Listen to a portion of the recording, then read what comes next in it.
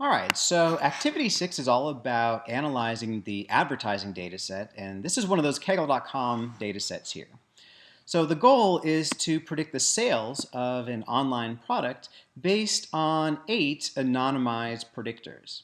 So since this is a real data set used by a real company, all of the information here is really anonymized because the company doesn't want to give away trade secrets. So we have 8 potential predictors of sales, and we'd like to describe the relationship between the sales of the product and the values of these predictors. So we have a total of 188 products, so let's see what we can learn. So up until now, with simple linear regression, we've been predicting our y variable, in this case sales, from just one predictor variable at a time. And this is kind of a silly thing to do because we have a lot more information than just one predictor. In this data set, we have 8 different potential predictors of salary. So let's combine them all into a multiple regression model. So the first thing that we do before we start the multiple regression analysis is to visualize the relationships with a scatterplot matrix to make sure that the relationships between y and the predictors looks to be well described by our regression model. So what I'm going to do is going to read in the data set right here using the read.csv command. And once I have that data set in, we're going to use the command for the scatterplot matrix. And so the command is pairs, and the syntax works just like making a plot just with the function plot, or with a linear model here. So in this case, I'm trying to predict salary, so salary comes first. Then I do a twiddle, and one way I can do it is to type in the names of all the variables that I want in my scatterplot matrix. Now, this is a bit tedious because there's 8 predictors. There's a shortcut if I want every single variable in the data frame. And that shortcut is to do twiddle dot. Twiddle dot says, okay, just use every single column that you see in your data frame, and that's going to save you a lot of time typing stuff out. So I will run this, and of course, I need to get this right. We're predicting sales, not salary. So we make the scatterplot matrix. It's really difficult to see. If I try to zoom in, okay, it looks like that the relationships, aren't that bad. So the very top row is the relationship between sales and the 8 other predictors, and I'm just looking to see if the relationships look linear. And so in this case, moving from left to right, I don't see any obvious signs of curvature. So the multiple regression model looks to be a pretty good candidate for modeling how sales varies with each one of these predictors. So it's a little bit hard for me to see some of the detail here. So what I'm going to do is close this out and actually add in 2 additional arguments to make the point size smaller. So PCH equals 20 makes it a small fill dot. CEX equals 0.3. Shrinks those dots by quite a bit. So I'm going to make that scatterplot matrix again and look at it, and yeah, I see that the relationships look to be fairly linear, and that's great. So yes, it looks like that the relationships of each predictor with sales is roughly linear, so we can use our multiple regression model. Do we see any predictors that are correlated? Well, yeah, we do. Predictors 5, 6, and 7 actually look pretty correlated because the scatter plots with those pairs look to be, the scatter looks to be actually pretty low. Looks to be pretty tight relationships here. So we know that correlation between the predictors has consequences later on for how precise the estimates of the coefficients are, and we'll see that a bit later.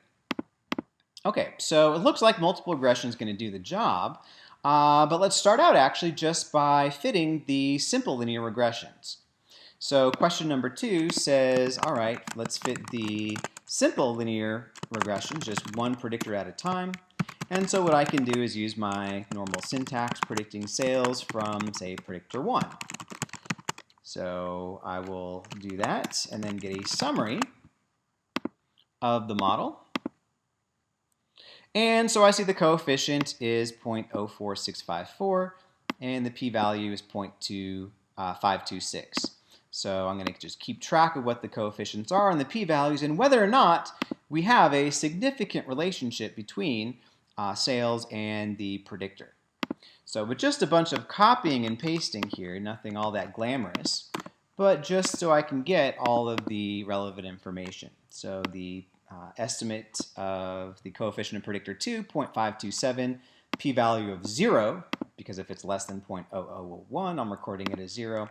So I'm going to keep doing this again and again and again and again. And eventually I'll fill it out for all 8 of these predictors, and I'll be able to make that table. So once I've made that table, well, I'm going to move on to question number 3. And in fact, what I've done here is I've reproduced the table for us to refer to. When I make all the simple linear regressions, I find that predictors 2 through 7 all have statistically significant simple linear regressions, whereas predictor 1 and predictor 8 do not. Okay, so let's actually combine all the information about these predictors at once, and let's fit the multiple regression. And to do this, I'm going to still use the LM command. We're still predicting sales. And one thing I could do is to type out, well, I want to predict it from predictor 1 and predictor 2 and predictor 3, etc. Separate all my predictors by plus signs, but that's pretty tedious. Since I'm really trying to predict sales from all the other columns in the data set, I'm just going to do the shortcut twiddle dot right here and just add in that, hey, all this stuff is in the AD data set. So I can run that and then get a summary of the multiple regression model. Okay, so what are we asked about? Well, first we're asked to report R squared. R calls R squared the multiple R squared, so it's about 68%. What does that tell us? Well, it tells us that 68% of the variation in sales can be attributed to our model. Or in other words, once I know the values for predictor 1 through 8, that gets me about 68% of the way there to knowing what the average value of sales is going to be. And that's not bad for a business analytics data set. However, we know that R squared has a little bit of a problem associated with it. Whenever we add in another predictor to the model, even if that predictor is completely unrelated to Y, that's always going to make R squared get bigger. That's because R squared is calculated from the sum of squared errors, and whenever we add in a predictor, that's always going to make the sum of squared errors get smaller. Adding in another predictor makes the model have a little bit more wiggle room to fit the data better, so the sum of squared errors is always going to get smaller. So sometimes R squared is not the best measure of how well the model fits the data. Rather, it's the adjusted R squared that we want to be looking at. So report R squared adjusted, we see that it's 66%. So that's still a pretty big number. That's still indicative of a pretty well-fitting model, especially in business analytics. All right, what's the typical size of the prediction error? Well, that's asking for the root mean squared error. The root mean squared error in this case is 1.7, so typically the actual sales of these products is about 1.7 away from what the regression actually predicts. So that's the typical size of the error. What's the p-value of the model itself? Well, we look at the very bottom right of the output. The p-value is essentially 0. So what we say is that the multiple regression model is statistically significant. What does that mean? Well, what that means is that the model is predicting sales better than what a model predicting sales from a complete kind of BS model full of completely random, unrelated predictors. So we know that any predictor is kind of better than nothing. It's always going to make the sum of squared errors get smaller because it gives the model wiggle room. And it's basically saying, okay, well, the amount by which the sum of squared errors is reduced by using the model could essentially never happen just by chance. Predicting sales from 8 random predictors is never going to give you a decrease in the sum of squared errors, at least as big as what your model did. That's what that tiny, tiny p-value is saying. So something in this model is helping to predict sales, so that's good news. Not too surprising because this R squared adjusted was so big here. All right, what is interesting, these last few questions here are asking about the significance of the individual predictors in the multiple regression model. And what we're going to see is that there is a difference between being statistically significant in a multiple regression and being statistically significant in a simple linear regression. So the first question asks us, hey, which of these variables are statistically significant in both the simple linear regressions and in the full model, the multiple regression model? Okay, well, if we scan down this list, we see that, okay, well, predictor 2 is significant in both of these models, in the multiple regression and in the simple linear regression. Predictors 4 and 5 are significant in the multiple regression and also in the simple linear regressions, but that's it. There's been some change up in the other predictors. So the second question, what variables are statistically significant in the simple linear regression, but not in the full regression model? Well, there's actually a few of those. Looking back at the simple linear regressions, we see that predictor 3 is not significant in the multiple regression model, whereas it was in the simple linear regression. Likewise, predictors 6 and 7 are not significant in the multiple regression model, but they were in simple linear regressions. So there's been a change in significance. We'll address what that means in a second. What variables are not statistically significant in the simple linear regressions but are in the full model? Well, none. Actually, the two variables that were not significant in the simple linear regressions are still not significant in the multiple regressions.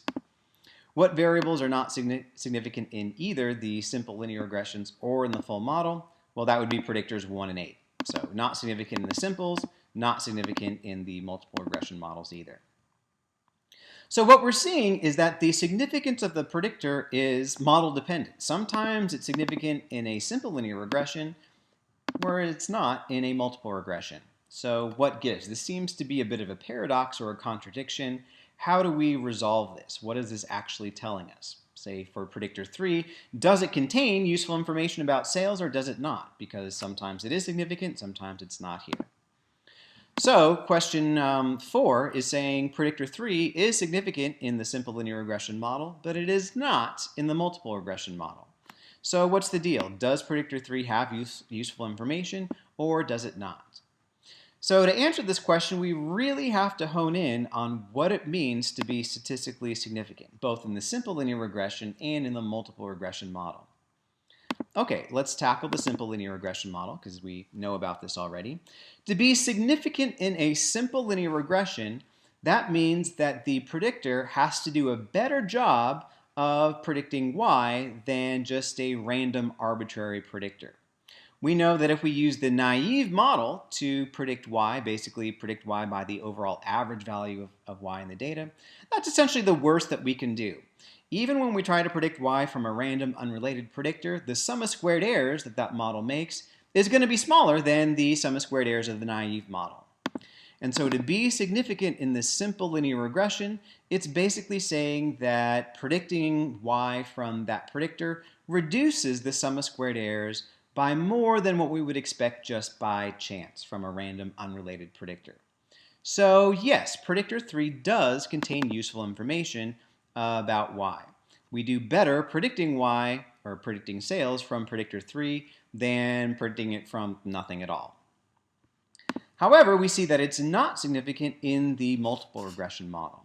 So what does that tell us? Well, significance in the multiple regression model tells us something very specific. Basically, what it's saying is that, okay, imagine a model that already has all the other predictors in it, predictors 1, 2, 4, 5, 6, 7, and 8. When we add predictor 3 to that model, we do not get a statistically significant reduction in the sum of squared errors, since this p-value is bigger than 5%.